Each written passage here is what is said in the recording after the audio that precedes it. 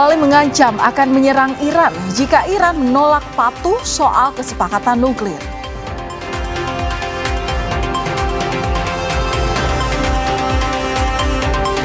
Iran menanggapi ancaman Trump dan menyebut siap tempur di tengah ketegangan dan kemungkinan dimulainya kembali perang.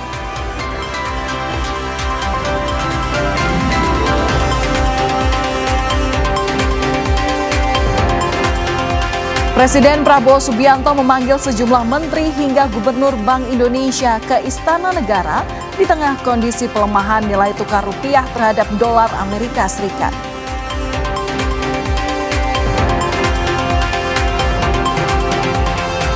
Sejumlah bobotoh antri untuk membeli jersey sebagai persiapan jika skuad Persib berhasil mengunci gelar juara.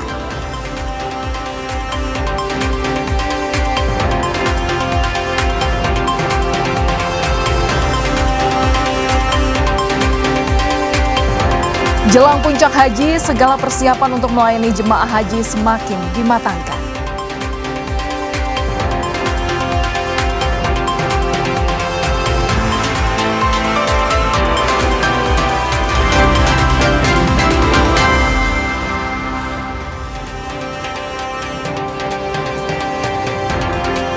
Halo saudara, selamat malam. Apa kabar Anda hari ini? Semoga Anda selalu dalam keadaan baik dan sehat dimanapun Anda berada bersama keluarga. Hari ini 18 Mei 2026, Kompas Malam kembali hadir untuk Anda. Saya Valentina Sitorus.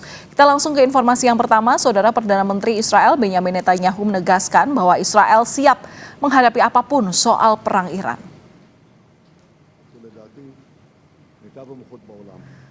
Pernyataan tersebut disampaikan Netanyahu usai berbicara via telepon dengan Presiden Amerika Serikat Donald Trump. Dalam pembicaraan tersebut, Netanyahu dan Trump membahas kondisi regional dan kunjungan Trump ke Tiongkok. Trump dan Netanyahu juga membahas kelanjutan aksi bersama melawan Iran. בסוף השבוע אנחנו חיסלנו את רב המרצחים עז א-דין אל-חדאד. מאוד נאמנה למקור. והאווירה היא נותנת הרבה השראה.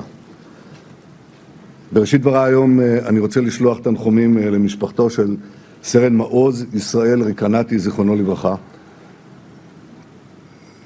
מעוז עזב את הכל, עזב גם את ארוסתו. Usai melakukan pertemuan dengan Presiden Xi Jinping, Trump kembali mengancam akan menyerang Iran. Trump mengancam soal peningkatan pengeboman jika Iran menolak patuh soal kesepakatan nuklir. Trump bilang tidak ada yang akan tersisa dari Iran jika Iran tidak bertindak cepat.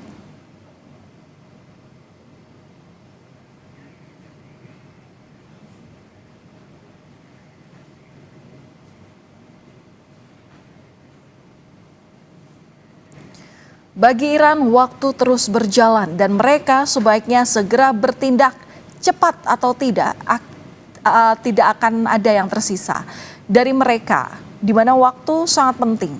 Tulis Trump di akun Truth sosialnya pada Minggu waktu setempat.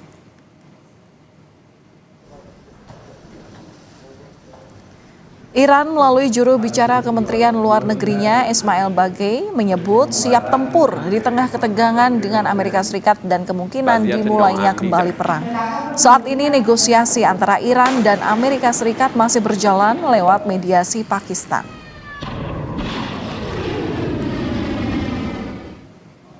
ما در عین اینکه همه تحرکات رو رصد می‌کنیم حتماً برای هر رویدادی برای هر احتمالی آماده هستیم در میز مذاکره فارغ از این تهدیدها متمرکز بر منافع ملت ایران کار خودمون رو پیش میبریم. تهدیدها هم خیالتون راحت باشه. ما متقابلاً در صورت کوچکترین خطایی از طرفهای مقابل خوب بلدیم که چجوری جواب بدیم.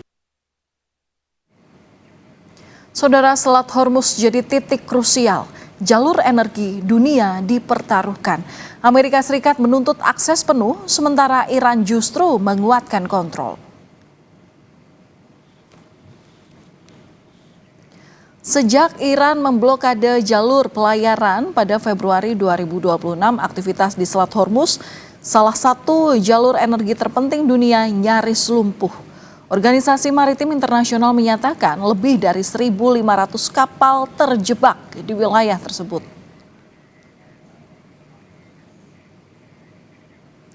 Sebagai tandingan, militer Amerika Serikat pun mengerahkan kapal perangnya untuk melakukan blokade di Selat Hormuz.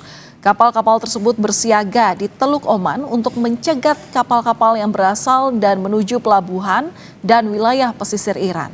Tujuan Amerika Serikat melakukan blokade adalah untuk menekan Iran secara ekonomi dan menghentikan pendapatan mereka dari penjualan minyak.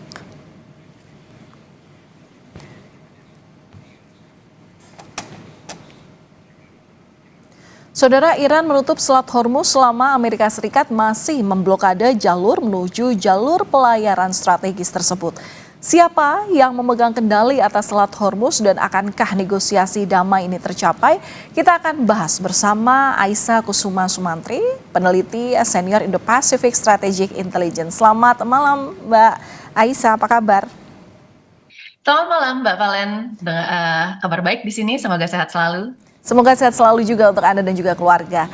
Mbak Aisyah, jadi sebenarnya siapa sebenarnya yang punya kendali di Selat Hormuz? Iran, apakah karena posisi geografisnya atau Amerika Serikat karena kekuatan militernya? Iya, kita lihat di sini Mbak Valen, memang ada dua posisi yang berbeda dari Amerika Serikat dan Iran. Ya, kalau kita runut, memang urutannya adalah Iran ini menutup Selat Hormuz atau kemudian ya menentukan protokol di Selat Hormuz itu karena ada serangan dari Amerika Serikat. Jadi sebenarnya kontrol Iran di sana itu adalah sebagai bentuk dari retaliasi Iran ya terhadap apa yang dilakukan oleh Amerika Serikat. Lalu kemudian kita tahu bahwa Amerika Serikat melakukan blokade di atas blokade tersebut. Gitu. Jadi ini cukup menarik karena sekarang saya kira Iran ini sudah menunjukkan adanya itikat baik untuk bisa membuka blokadenya secara tidak terbatas ketika adanya konsesi terkait ceasefire di antara Lebanon dan kemudian Israel. Akan tetapi saat itu kita tahu bahwa Amerika Serikat ini menolak untuk membuka blokadenya. Ini kan cukup menarik kalau kita lihat di sini karena pada kondisi ini yang paling membutuhkan konsesi untuk bisa keluar dari peperangan itu adalah Amerika Serikat. Tetapi sepertinya memang ada beberapa pertimbangan lain yang melandasi keputusan Amerika Serikat. Di antaranya adalah kekhawatiran bahwa ketika Iran menguasai Selat Hormuz, maka kemudian Iran juga akan menguasai dan menjadi superpower baru dalam bidang energi dunia. Karena sebagai perbandingan, Amerika Serikat itu sebagai produsen terbesar minyak di dunia itu menghasilkan sekitar 16-18%, lalu kemudian Rusia di posisi kedua itu 11% dan Arab Saudi itu sekitar 10,5%. Ini akan memberikan Iran kekuatan yang sangat besar dalam mengatur pola perekonomian ya serta harga-harga energi dunia. Nah, kemudian kita lihat di sini Amerika Serikat ini membutuhkan adanya pengakuan terkait kemenangan. At the very least, satu saja kemenangan strategis yang bisa diklaim Amerika Serikat sebagai hasil dari peperangan ini. Karena sekarang Kongres Amerika Serikat juga mulai mempertanyakan kenapa kemudian Trump memulai perang ini dan apa hasil signifikan yang konkret yang bisa didapatkan oleh AS dari peperangan ini, gitu ya. Nah, sekarang pilihannya apabila Amerika Serikat mundur, maka kemudian Amerika Serikat akan merisikokan beberapa hal. Di antaranya adalah pertama, munculnya Iran sebagai poros kekuatan baru, serta kemudian konfigurasi baru di dunia internasional di Selat Hormuz. Lalu yang kedua ini adalah melemahnya posisi Amerika Serikat sebagai hegemon. Dan yang ketiga adalah rusaknya legitimasi, serta kemudian legacy ya atau warisan yang Trump hasilkan secara sejarah untuk Amerika Serikat. Jadi sebenarnya untuk Amerika Serikat ini adalah masalah pride dia sebagai hegemon, sementara untuk Iran ini adalah masalah eksistensial. Dua-duanya sama-sama mempertahankan untuk menutup Selat Hormuz, baik itu dari Iran ataupun juga jalurnya lewat kapal perang Amerika Serikat. Nah, ini mereka kan tahu bahwa Selat Hormuz ini menjadi keran energi dunia dan otomatis punya resiko yang sudah dipertimbangkan oleh masing-masing negara. Seberapa besar resiko kemudian yang dimiliki oleh negara lain akan terseret jika penutupan selat ini terus berlangsung? Ya, di dalam kemudian membahas terkait blokade, sebenarnya kita bisa melihat dan mengimplementasikan ada teori namanya chicken game theory. Ini kan permasalahan resiliensi, siapa duluan yang akan fold atau menyerah ya terhadap tekanan ekonomi global. Pertama kita lihat dari Amerika Serikat, tekanan yang mereka hadapi itu lebih ke arah tekanan politik yang akan kemudian ditimbulkan oleh pemilu sela nanti di bulan November. Sementara kita tahu bahwa popularitas Trump merosot drastis beberapa bulan terakhir ini, ya, apalagi kemudian disertai dengan kenaikan harga energi serta kemudian kelangkaan bahan pangan. Nah, sementara itu dari sisi Iran, saya rasa Iran juga kerugiannya cukup besar, sekitar 435 juta USD, ya. Lalu kemudian kita tahu kalau diakumulasikan itu jumlahnya mencapai 13 miliar USD per bulannya. Nah, jumlah ini sebenarnya tidak sedikit. Tetapi hal yang kemudian paling menentukan secara signifikan adalah kapasitas storage minyak dari Iran. Iran ini kan membiayai sebagian besar ya biaya perang itu dari penjualan minyak, khususnya dari backhand transaction yang dikeluarkan melalui shadow fleet-nya. Tanpa adanya ya penjualan minyak via laut, Iran harus berusaha untuk mendistribusikan minyak yang diproduksi di dalam negeri melalui jalur-jalur darat serta kemudian jalur lain seperti jalur laut Kaspia yang pasti secara kapasitas tidak akan berjumlah sebesar ya distribusi via laut. Dan ini kemudian yang menjadi permasalahan karena terakhir kita mengetahui bahwa minggu lalu kalau nggak salah storage Iran itu tinggal sekitar 20 hari. Nah, sekarang mungkin sudah makin menipis ya kapasitas storage-nya. Dan ini menjadi permasalahan karena apabila kemudian storage-nya habis ya maka kemudian produksi Iran di masa depan pasti akan terganggu. Meskipun ada kemungkinan untuk direvitalisasi tetapi pasti tidak akan 100%. Nah, jadi saya rasa sebenarnya kedua negara ini masih dikejar oleh waktu ya untuk hal yang berbeda. Yang satu terkait masalah kelangsungan ekonomi dan kemudian industri minyaknya, yang satu permasalahan kemudian kita bicara tentang tekanan politik dalam negeri gitu. Bagaimana kemudian Trump ini meresikokan sebenarnya adanya kekalahan di bidang politik gitu ya. Apalagi kita tahu bahwa sampai saat ini dana tambahan yang kemudian diajukan di Kongres oleh Amerika Serikat itu belum disepakati. Ada hitung-hitungan untung dan kerugian, terutama kerugian yang seperti Anda sampaikan yang saat ini menekan Iran bahwa ekonominya sedang turun karena memang impor dari minyak sendiri tidak bisa berlangsung secara maksimal karena penutupan jalur Selat Hormuz oleh Amerika Serikat itu. Nah, mungkinkah dengan adanya negosiasi ini Iran dan juga Amerika Serikat akan saling berkompromi untuk kemudian lebih meringankan tensi mereka? Karena ya sama-sama sudah lemah di keduanya. Mungkin saja, tetapi lagi-lagi kita bicara tentang game teori. Tapi kali ini game teori yang berbeda nih kalau soal konflik. Kita bicara tentang prisoners game, prisoners dilemma game theory. Ya, di mana kemudian kedua negara ini sebenarnya takut mengalah karena takut negara lain itu akan mendominasi. Dalam artian kalau Iran ini dia mengalah, AS akan mendominasi. Begitu juga sebaliknya. Kalau misalnya AS mengalah, Iran yang akan mendominasi. Nah, pada akhirnya kan kita lihat apa yang kemudian terjadi. Karena ketakutan itu, mereka berdua terjebak di dalam yang namanya adalah spiral of escalations. Dua-duanya semakin kemudian meninggikan ya tensi di dalam peperangan itu karena merasa bahwa mereka harus mendapatkan upper hand. Pilihan lain, betul kata Mbak Valen, yang paling menguntungkan adalah kemudian melakukan negosiasi tetapi harus dilandasi dengan kepercayaan satu sama lain. Masalahnya sekarang kedua negara masih mengalami trust deficit ya. Ini dilandasi dengan bagaimana kemudian Amerika Serikat ini sudah berkali-kali mundur dan kemudian malah berbalik menyerang Iran ketika negosiasinya sudah mencapai konsesi atau kesepakatan gitu. Nah, lalu kemudian kita lihat juga di sini ya, yang harus dilakukan adalah at the very least itu melakukan trust building melalui apa? Confidence building measure, pertukaran informasi. Tadi peran negosiator di sini ya, atau kemudian mediator di sini ini menjadi sangat penting karena kita lihat bahwa komunikasinya tidak berjalan di antara keduanya. Nah, permasalahannya baik Iran maupun Amerika Serikat sekarang memiliki stake atau risiko yang sangat besar untuk bisa menurunkan ya tensi tersebut karena mereka tidak percaya satu sama lain. Yang diinginkan nih sekarang oleh Iran itu adalah kemunculan negara-negara lain yang bisa menjadi garantor atau penjamin, termasuk diantaranya kan ini China, Rusia, ya dan bahkan negara P5 lainnya. Ini yang sampai saat ini mungkin masih kita tunggu-tunggu. Kapan kira-kira ada negara garantor yang berani step in ke dalam konflik ini? Oke, peran dari Tiongkok ini juga menjadi sorotan, apalagi pertemuan yang sudah dilakukan oleh Trump sebelumnya. Nah, seberapa besar sih peran dari Tiongkok ini, terutama dalam menengahi kedua negara? Karena sebelumnya juga mediator Pakistan ini beberapa kali sudah menjadi mediator, namun negosiasi yang sudah dicanangkan, sudah ditunggu-tunggu beberapa kali bahkan itu kayak tidak membuahkan hasil. Seperti apa kuatnya peran Tiongkok menjadi mediator antara dua negara ini? Ya, Makasih Mbak Valen, ini menarik sekali karena kemarin kita tahu bahwa kunjungan Donald Trump ke China itu sebenarnya tidak terlalu menghasilkan hasil yang signifikan ya, karena setelah itu Trump melakukan press release, tetapi ternyata isinya ini setelah dikonfirmasi melalui pernyataan resmi China, ternyata itu bukan sesuatu yang kemudian sudah bisa dipastikan 100% gitu ya. Ini merupakan kemudian pernyataan Trump yang selama ini kita tahu kadang-kadang detached from reality gitu. Nah, tetapi di satu sisi kita lihat memang bahwa Tiongkok ini memegang peranan penting. Kenapa? Yang pertama ya secara kekuatan ya memang Tiongkok ini juga merupakan negara nuklir dan kemudian memiliki kedekatan yang khusus dengan Iran. Kita harus cermati bahwa ada deal-deal yang sebenarnya sebelumnya dapat dilakukan oleh Amerika Serikat dengan Iran. Dan salah satu caranya itu adalah dengan merangkul misalnya sekutu-sekutu Iran yang ada di dunia ini, termasuk diantaranya adalah China dan Rusia. Ini terjadi ketika JCPOA di tahun 2015, di mana kemudian ya saat itu Amerika Serikat berusaha untuk mendapatkan ya deal terkait masalah pengayaan uranium dengan Iran yang akhirnya disepakati 3,67% ya.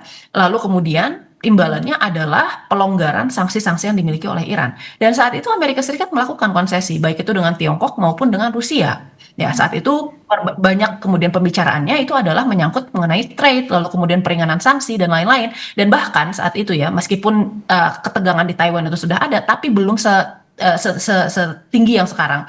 Itu juga dengan di Ukraina dan kemudian di Rusia saat itu sudah mulai ada nih bibit-bibit konflik di sejak tahun 2014, tetapi perang invasinya belum berlangsung. Saya kira sekarang Amerika Serikat bisa menawarkan sesuatu yang lebih besar itu ya kepada baik itu China maupun Rusia, karena saat ini fokus dari Donald Trump adalah mengambil alih dulu nih Selat Hormuz itu. Nah, khawatirnya memang Arakci menyadari hal ini, oleh karena itu dia pun melakukan shuttle diplomasi ke sekutu-sekutu terdekatnya dan negara-negara yang bisa menjadi mediator itu ya. Jadi sebenarnya ada nih ruang diplomasi yang harus dimenangkan baik itu oleh Amerika Serikat maupun Iran terkait bagaimana kemudian standing position China dan Rusia dalam hal ini. Betul secara DNA politik memang Rusia dan China itu sangat dekat dengan Iran. Tetapi kemudian kita lihat ada pragmatisme yang tidak boleh kita lupakan. Karena yang namanya kebijakan luar negeri itu selalu berakar ya dari kepentingan nasional. Apa yang diinginkan oleh China dan kemudian Rusia di sini itu bisa menjadi salah satu daya tarik yang bisa ditawarkan oleh Amerika Serikat sebagai harga konsesi. Ya, Amerika Serikat Iran berebut kendali Selat Hormuz. Kita nantikan bagaimana proses negosiasi antar keduanya. Yang jelas kita tahu bahwa Selat Hormuz ini adalah keran energi dunia yang pasti sangat dinanti bagaimana perdamaian prosesnya antara kedua negara. Terima kasih sudah berbagi pandangan bersama kami di Kompas Malam Kompas TV, peneliti senior Indo-Pacific Strategic Intelligence Aisyah Kusuma Sumantri. Terima kasih Mbak, salam sehat selalu. Terima kasih banyak Mbak Valen, selamat malam. Selamat malam. Saudara, kami akan kembali usai jeda dengan informasi mengenai Presiden Prabowo Subianto yang memanggil sejumlah menteri hingga Gubernur Bank Indonesia ke Istana Negara di tengah kondisi pelemahan nilai tukar rupiah terhadap dolar Amerika Serikat.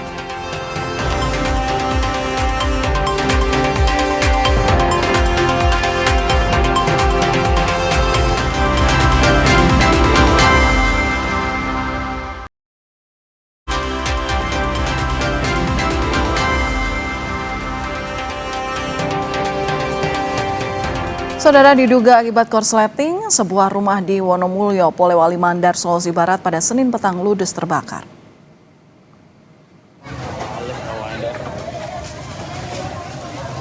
Banyaknya material rumah yang mudah terbakar membuat api cepat membesar dan sempat merusak dua rumah di sekitarnya.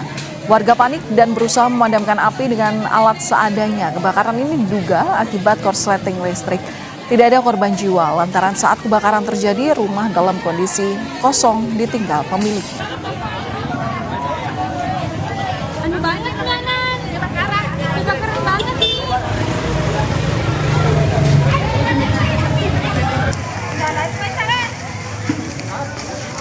Sebelum macet. Seorang petugas keamanan menangis saat ditangkap polisi karena mengedarkan narkoba jenis tembakau sintetis di kawasan Bandung, Jawa Barat.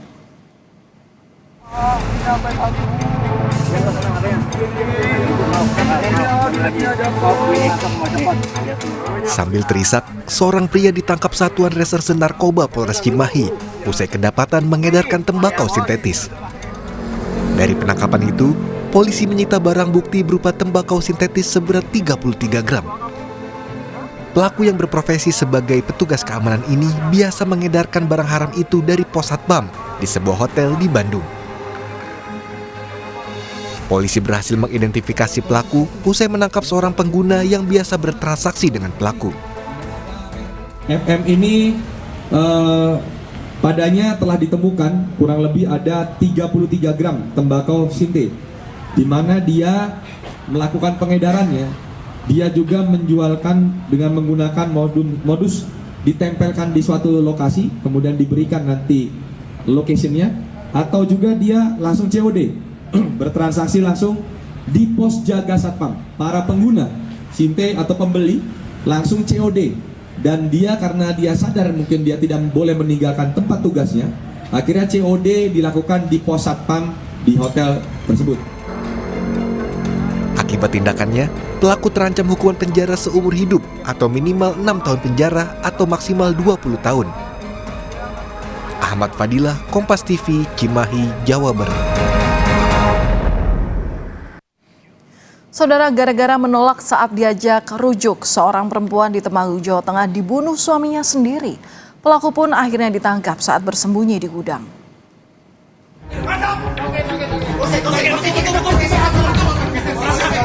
Tim Resmo Polres Temanggung berhasil menemukan tempat persembunyian pelaku pembunuhan terhadap istrinya di Temanggung, Jawa Tengah. Pelaku ditangkap tanpa perlawanan saat sedang bersembunyi di sebuah gudang kecil di daerah Kledung. Pelaku kabur dan bersembunyi usai menganiaya istrinya hingga tewas.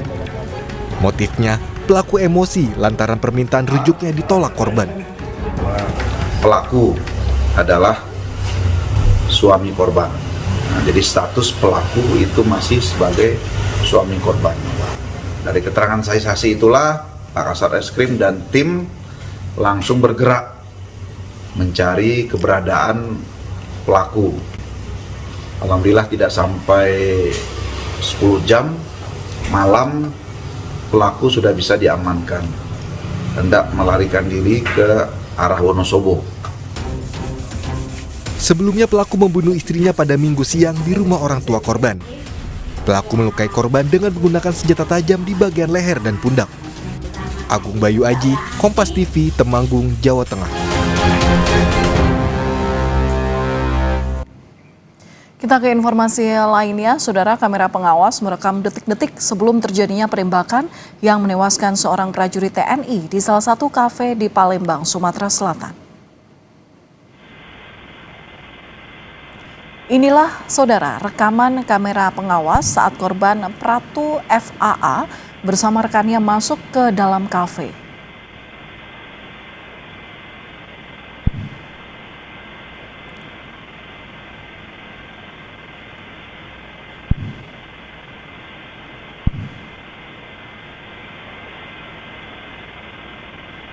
Tak berselang lama, terduga pelaku Sertu MRR masuk ke dalam kafe.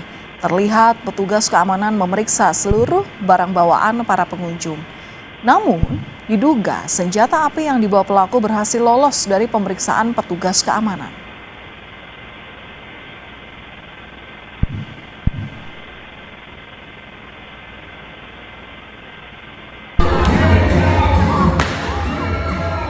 Detik-detik penembakan sempat rekam kamera pengunjung. Di tengah perkelahian tiba-tiba terdengar suara letusan.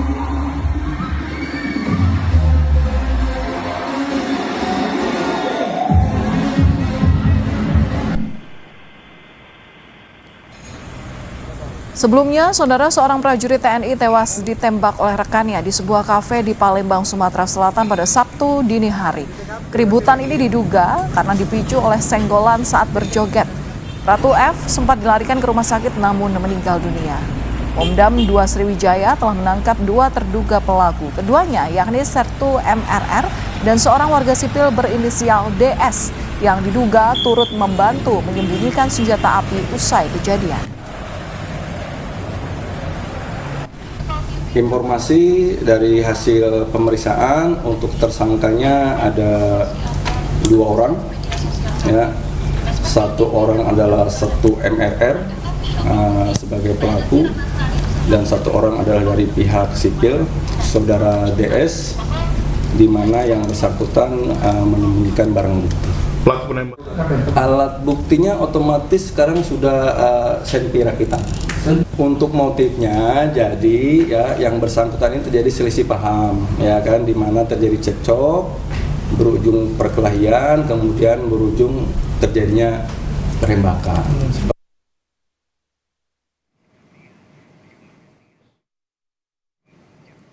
Kita ke informasi ekonomi, Saudara. Rupiah anjlok. Menteri Keuangan Purbaya Yudisadewa optimistis kondisi ekonomi Indonesia bakal tumbuh kencang. Sementara DPR mengkritik kinerja Gubernur Bank Indonesia akibat melemahnya nilai tukar rupiah terhadap dolar Amerika Serikat. Presiden Prabowo memanggil sejumlah menteri hingga Gubernur Bank Indonesia Peri Warjio ke Istana Negara pada Senin sore. Rapat ini digelar di tengah kondisi pelemahan nilai tukar rupiah terhadap dolar Amerika Serikat. Tidak hanya rupiah, indeks harga saham gabungan atau IHSG juga ikut tertekan. Nilai tukar rupiah terhadap dolar Amerika Serikat menyentuh angka Rp17.666 pada Senin 18 Mei 2026. Sebelumnya nilai tukar rupiah pada 13 Mei 2026 mencapai Rp17.496 dan 12 Mei Rp17.514. Meski rupiah melemah, Menteri Keuangan Purbaya Yudisadewa menegaskan fundamental ekonomi Indonesia masih kuat. Purbaya juga merespons pernyataan Presiden Prabowo soal pelemahan rupiah. Purbaya bilang Presiden paham betul soal rupiah. Begini, itu kan bicara di pedesaan, itu konteksnya di situ untuk orang sana. Bukan berarti Pak Presiden nggak ngerti rupiah, dia kan jago, beneran. Jadi konteksnya seperti itu. Besok saya ini akan ada APBN kita, laporan APBN kita sampai April. Itu hasilnya bagus, pasti di luar perkiraan para pengamat itu. Jadi fondasi kita memang betul-betul bagus, jadi Anda nggak usah khawatir. Sebelumnya, Presiden Prabowo bilang melemahnya kurs rupiah terhadap dolar Amerika Serikat tak akan berdampak pada masyarakat desa.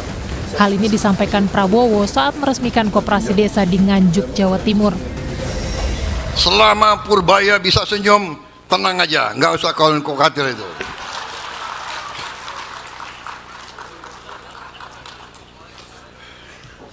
Mau dolar berapa ribu kek, kan kalian di desa-desa nggak pakai dolar. Yang pusing yang itu, yang suka keluar negeri. Ayo, siapa ini?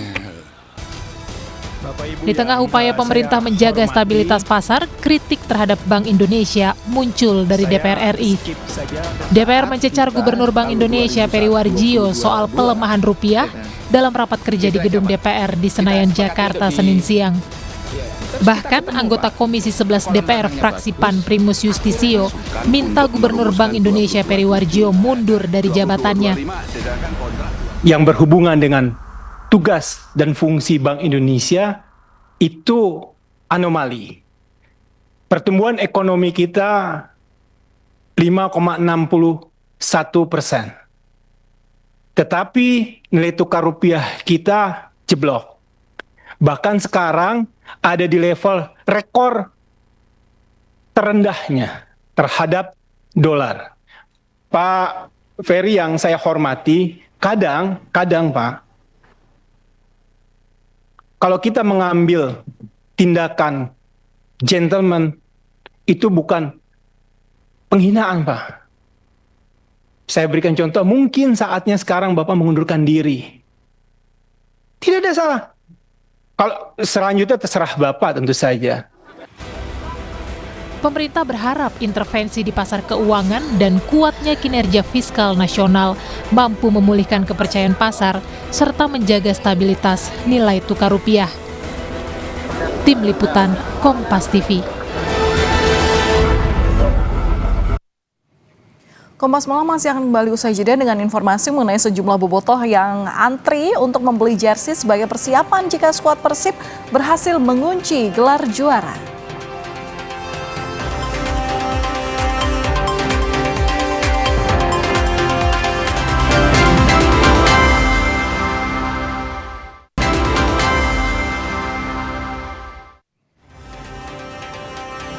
Terima kasih Anda masih bersama kami di Kompas Malam. Saudara, usai Persib Bandung meraih kemenangan atas PSM Makassar, bobotoh menyambut riuh kepulangan tim asuhan Bojan Hodak di stasiun kereta cepat Tegal luar Bandung, Jawa Barat.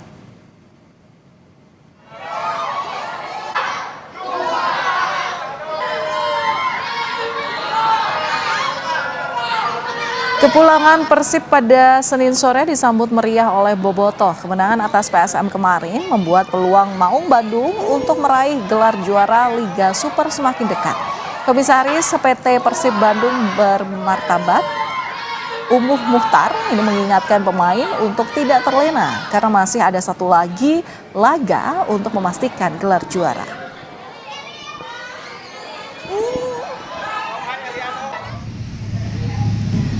Antusias bobotoh menyambut peluang juara Persib juga terlihat di Geraha Persib Kota Bandung, Jawa Barat. Sejumlah bobotoh antri untuk membeli jersey sebagai persiapan jika skuad asuhan Bodan Hojak berhasil mengunci gelar juara saat melawan Persija Jepara pada akhir pekan nanti. Buat persiapan konvoy. Persiapan konvoy juga persiapan kita meraih 5 gelar juara di Liga Indonesia dan juga insya Allah hat-trick di tahun ini, di musim ini. Dari jam 10 pagi sampai baru kelar barusan banget. Antrinya banyak banget. Harus juara terus biar Bandungnya terus bersinar. Manajer Persib Umuh Muhtar bilang jika Persib juara maka minggu pagi akan langsung dirayakan dengan konvoy bersama bobotoh. Titik kumpul di Jalan Braga, Kota Bandung. Meski supporter optimistis dengan kemenangan Persib, namun Umuh mengimbau agar supporter tetap tertib.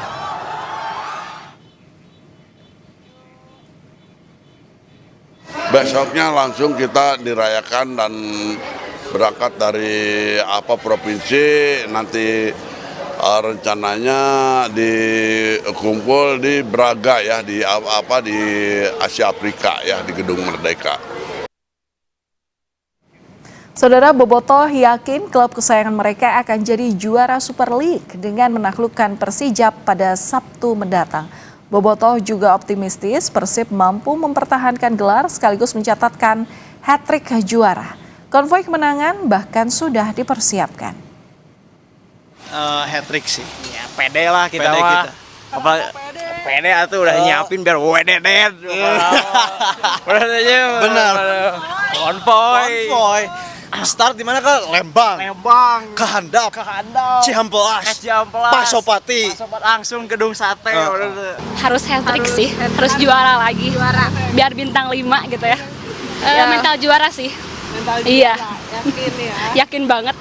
Soalnya kan kemarin juga detik-detik terakhir kan gol gitu. Pasti juara lah. Pasti juara. Ya, persiapan kalau saya sendiri sih tinggal menonton juara aja sih sebenarnya.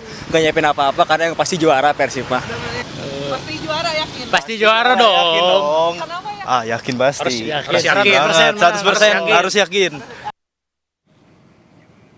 Saudara, Persib Bandung hanya membutuhkan hasil imbang saat melawan Persija Jepara pada akhir pekan ini untuk mengunci gelar juara Liga Super 2025-2026.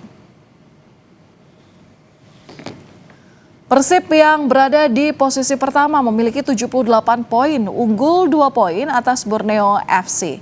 Jika Persib imbang melawan Persija Jepara dan di saat yang sama Borneo FC meraih kemenangan atas Malut United, keduanya akan punya jumlah poin yang sama.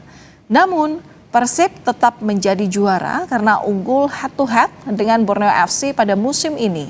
Sementara Borneo FC bisa menjadi juara jika berhasil menang atas Malut United, sementara Persib kalah dari Persija Jepara.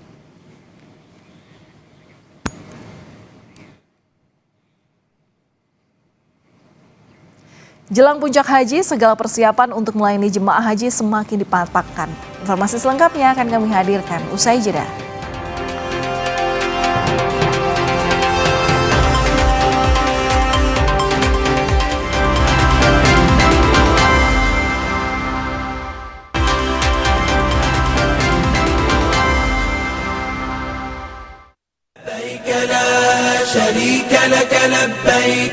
Innal hamda والنعمة لك والملك لا شريك لك.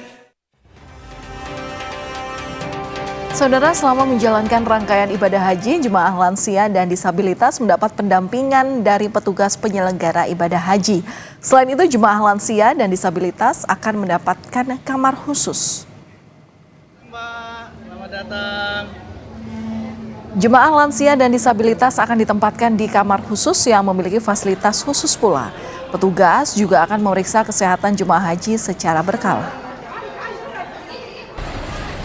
Nah, beragam tentunya yang kami alami dan kami melakukan dari mulai perawatan diri, kebersihannya, kemudian mengingatkan kepada pendamping, kepada teman sekamar untuk minum obatnya, makannya, dan sebagainya. Nah, ini salah satu kegiatan dari kami, dari TUSI Lansia dan Disabilitas di sektor, ya, terutama sektor 10, terutama juga mengisi kegiatannya. Jelang puncak haji, segala persiapan untuk melayani jemaah haji semakin dimatangkan. Tenda disiapkan untuk menampung para jemaah haji lengkap dengan pendingin udara mengingat suhu udara dapat mencapai lebih dari 45 derajat Celcius. Selain itu, Kemenhaj juga mempersiapkan fasilitas lainnya seperti toilet dan air bersih serta layanan kesehatan.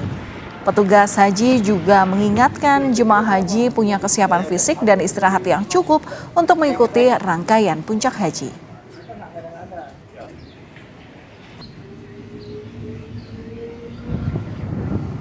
Sementara itu, pengecekan juga dilakukan di lokasi melempar jumroh di Jamarat. Jalur sepanjang 4 km dan melewati terowongan menuju tempat melempar jumroh perlu persiapan fisik yang prima. Petugas mengimbau jemaah haji untuk menyiapkan stamina dan membawa perbekalan yang diperlukan.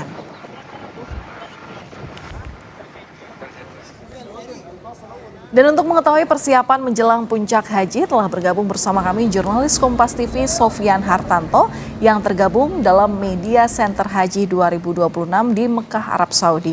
Sofyan, sejauh mana persiapan fasilitas jemaah menjelang puncak haji nanti?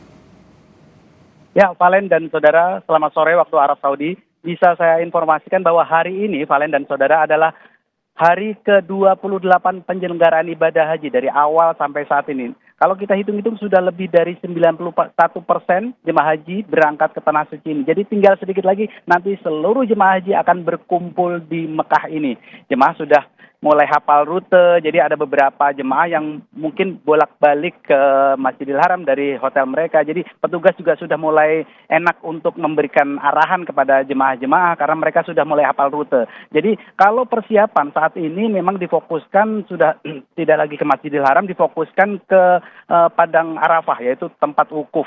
Jadi jemaah terutama yang lansia dan disabilitas juga akan dipandu. Kita tahu bahwa jemaah lansia dan disabilitas ini, Valen dan saudara, jumlahnya lebih dari 30%. Jadi ini membutuhkan tantangan sendiri. Mereka juga harus mendapatkan pendampingan khusus. Apalagi kemarin waktu umroh wajib mereka sudah mendapatkan kursi roda dan mendapatkan pendampingan. Nah, sekarang nantinya adalah tantangannya ketika nanti jemaah akan melakukan wukuf di Padang Arafah dan mabit di Mina, Musdalifah, dan lempar jumroh. Ini tentu saja membutuhkan kesiapsiagaan. Nah, saat ini jemaah yang sebagian besar sudah melakukan umroh wajib, mereka berada di maktab atau di hotel masing-masing untuk istilahnya istirahat sejenak. Nah, di fase-fase istirahat itu, petugas menjambangi satu persatu jemaah yang memiliki kebutuhan khusus, disabilitas. Nah, di sini memang tantangannya adalah jemaah yang memiliki perhatian khusus atau lansia itu lebih banyak, jauh lebih banyak daripada petugas. Nah, di sini tantangannya sendiri. Jadi petugas tidak bisa, terus terang tidak bisa mendatangi satu persatu. Nah, di sini adalah strateginya petugas menitipkan kepada jemaah-jemaah yang lain agar bisa membantu. Jika ketika ada kebutuhan darurat, jemaah yang lain yang sehat bisa membantu untuk menelepon atau menghubungi petugas. Nah, di sini sinergi memang sangat diperlukan, Valen dan saudara. Jadi jemaah haji Indonesia semuanya seluruhnya memang berusaha berkontribusi. Petugas memang menyediakan waktu 24 jam, tapi karena jumlah jemaah Indonesia terbanyak di seluruh dunia, ini sinergi antar jemaah di Indonesia sendiri menjadi sebuah keniscayaan tersendiri supaya mereka bisa saling bantu. Kita tahu bahwa jemaah di Indonesia memang beragam, ada yang muda, ada yang lansia, bahkan ada yang memang sangat membutuhkan kebutuhan khusus seperti didorong dari awal sampai memang rangkaian ibadah haji. Nah, di situ ternyata sinergi bantu-pembantu, istilah dalam Indonesia gotong royong ini memang terlihat di sini. Jadi semuanya bekerja sama, jadi tidak hanya tanggung jawab petugas, memang itu memang jadi kewenangan Kementerian Haji dan Umroh dalam menyelenggarakan haji, tapi ternyata jamaah lain atau memang orang lain yang memang bukan saudara, tapi di sini menjadi saudara dan semuanya akhirnya bisa bekerja sama untuk memudahkan jemaah-jemaah baik yang lansia, disabilitas maupun yang lain untuk menyelenggarakan rangkaian ibadah haji dengan baik supaya nantinya bisa pulang dengan haji yang mabrur. Begitu, Valen dan saudara. Baik, budaya gotong royong Indonesia untuk saling menjaga jemaah satu sama lain masih diterapkan di sana. Terima kasih atas informasi yang sudah ada bagian kami. Sehat selalu, Sofyan Hartanto, jurnalis Kompas TV, langsung dari Mekah, Arab Saudi. Terima kasih atas laporan Anda. Sama-sama. لبيك لا شريك لك لبيك إن الحمد والنعمة لك والملك لا شريك لك. Saudara, kami masih akan kembali usai jeda dengan informasi mengenai Kementerian Pertahanan Udara UEA mencegat 3 drone yang memasuki negara tersebut dari perbatasan barat.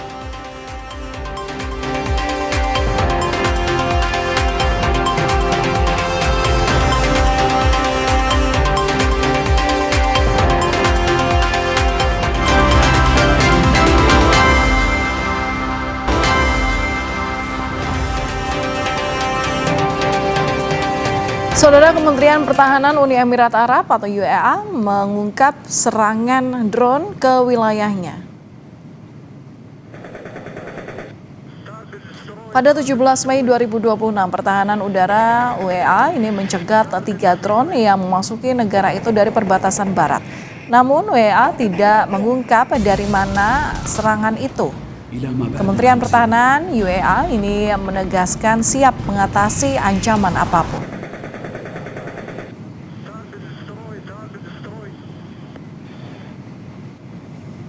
Kementerian Pertahanan Uni Emirat Arab merilis di media sosial X, Pertahanan Udara UEA mencegat 3 drone yang masuk dari perbatasan barat. Investigasi sedang dilakukan untuk menentukan sumber serangan.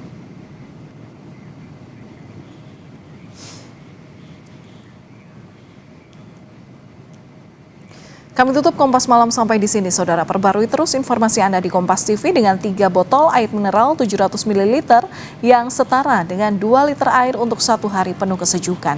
Saya Valentina Sitorus pamit, terima kasih atas perhatian Anda dan sampai jumpa.